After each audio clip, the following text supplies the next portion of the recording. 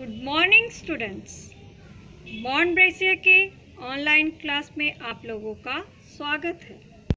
आज मैं आप लोगों को चैप्टर 3 मित्रता को एक बार फिर से बताने जा रही हूँ संक्षेप में। तो चैप्टर 3 मित्रता के लेखक कौन थे? रामचंद्र शुक्ल। ये आप लोगों को चैप्टर मैंने पढ़ाया था और कुछ पंक्तियाँ इसमें मैंने आप लोगों को अंडरलाइन भी कराई थी। तो अंडरलाइन जो मैंने पंक्तियाँ कराई है उसी के आधार पर मैं आपको आज इस चैप्टर के बारे में फिर से बता रही हूँ। संगति का गुप्त प्रभाव हमारे आचरण पर बड़ा भारी पड़ता है।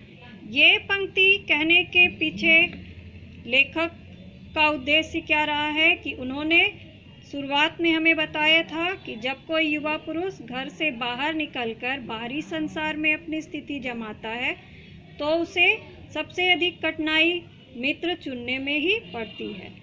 और यदि उस समय उसकी संगति ऐसे लोगों से हो जाए जिससे उसका नुकसान हो सकता है तो उसी बात को यहाँ बताया गया है। यानी संगति हमारी अच्छी होगी तो हम अच्छे बनेंगे और बुरी होगी तो हम बुरे बनेंगे। नेक्स्ट देखिए पंक्तियाँ मैंने अंडरलाइन जो कराई है। ऐसे लोगों का साथ करना हमारे लिए बुरा है जो हमसे अधिक दृढ़ संकल्प के हैं। कहने का मतलब कि यदि बाहरी दुनिया में आप कदम रखते हैं और आपसे यदि दृढ़ व्यक्ति आपको मिलता है, यानी उसका स्वभाव ऐसा होता है कि वो हर बात आपसे अपनी मनवाता है, तो ये सही नहीं है।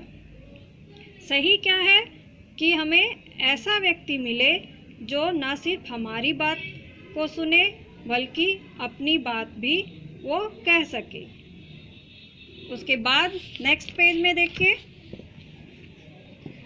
हंसमुख चेहरा, बातचीत का ढंग, थोड़ी चतुराई या साहस, ये ही दो चार बात किसी में देखकर लोग चटपट उसे अपना बना लेते हैं।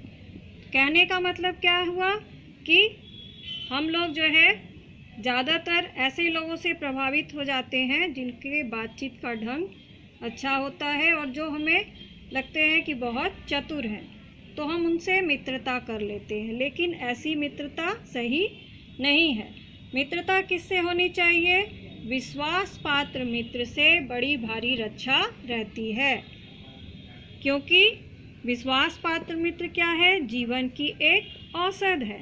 और मित्रों में क्या गुण होने चाहिए? देखिए यहाँ पर मैंने आप लोगों को अंडरलाइन कराया है। नेक्स्ट पंक्ति, सच्ची मित्रता में उत्तम वैद्य सी निपुणता और परख होती है। अच्छी से अच्छी माता का सा धैर्य और कोमलता होती है। ऐसी ही मित्रता करने का प्रयत्न प्रत्येक व्यक्ति को करना चाहिए। अब उसके बाद नेक्स्ट पंक्ति क्या है? छात्रावस्था में मित्रता की धुन सवार रहती है। तो इसे मैंने आप लोगों को अच्छी तरह से समझाया था कि किस तरह से। नेक्स्ट पेज में देखते हैं। नेक्स्ट पेज आपका है हमारी युवावस्था के मित्र बाल्यावस्था के मित्र से कई बातों में भिन्न होते हैं। तो इसको भी मैंने आप लोगों को पहले बताया है कि वो किस प्रकार। नेक्स्ट जो पंक्ति आपको अंडरलाइन मैंने कराई थी वो क्या है? मित्र सच्चे पथ प्रदर्शक के समान होना चाहिए जिस पर हम पूरा विश्वास कर सकें।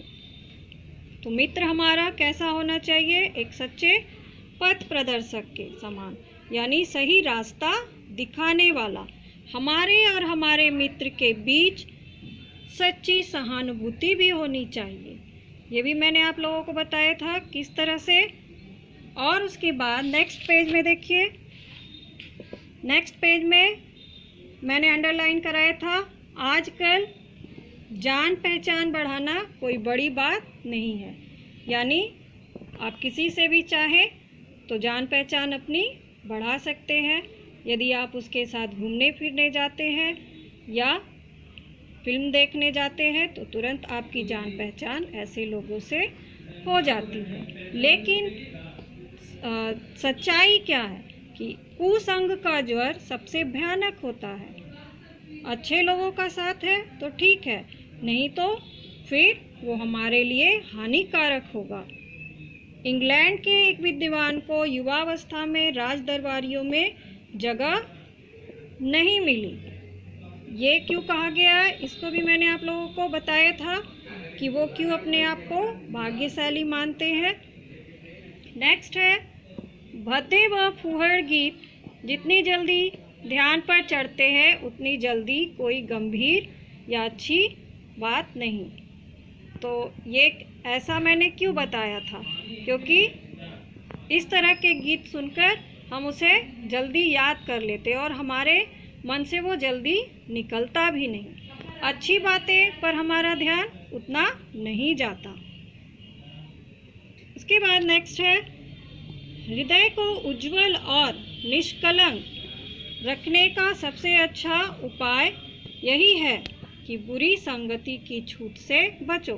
तो अंत में यह बताया गया है कि यदि आप इन सब से बचना चाहते हैं तो आपके लिए अच्छा क्या होगा कि आप बुरे लोगों की संगति से अपने आप को बचाएं, तभी आप अच्छा बन पाएंगे, क्योंकि बुरे लोगों की संगति में इंसान बुरा ही बन जाता है। तो ये आपका चैप्टर 3 था जिसे मैंने आप लोगों को आज फिर से बताया है। आशा है आप लोग से समझ गए होंगे। आज आप लोगों का होमवर्क इसी चैप्टर से है, रिवाइज चैप्टर 3। Thank you.